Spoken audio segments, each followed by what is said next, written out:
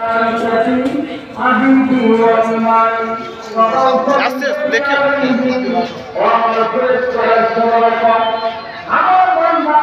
আমার বন্ধুরা এক মাস পর্যন্ত সিয়াম সাধনা করেছে, রোজা রেখেছে, দিনের বেলা ইফতার করেছে, সাহায্য করেছে, তারপরে নামাজ আদায় করেছে।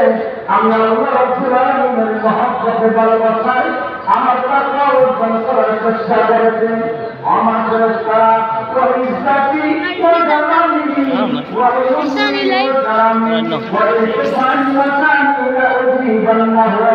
আমার আল্লাহ রাব্বুল আলামিন বলেন, আমার বরকতের কসম, আমার মহব্বতের কসম, আমার সম্মানের কসম, আমার ইজ্জতের কসম, আমার উচ্চ মর্যাদার কসম আমি বলছি, আজকে যারা সাধনা করার পরে ভিক্ষার পাশে চলে আসলো, আপনারা যে দোয়া করবেন সেই দোয়া আমি আল্লাহ কবুল করে নেব।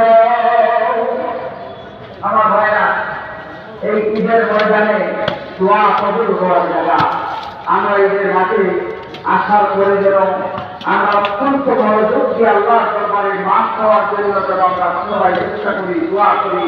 আমাদের দুনিয়ার চাওয়া আছে, আমাদের আখিরাতের চাওয়া আছে। বন্ধুরা আমার, 2 নম্বর বিষয় হলো আল্লাহ রাব্বুল আলামিন দোয়া কবুলের শুধু দেন নাই। আল্লাহ 2 নম্বরে আল্লাহর পক্ষ থেকে বলা হলো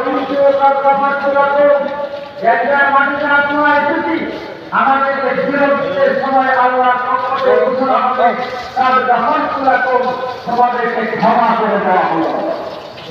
আমরা ক্ষমা চাইছি না, আমরা ক্ষমা চাই।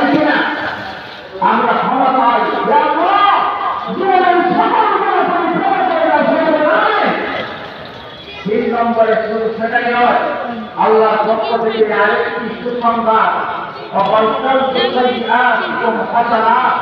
জীবনে যত গুণা করেছিল, শিরিক বাদে যত গুণা, সব গুণা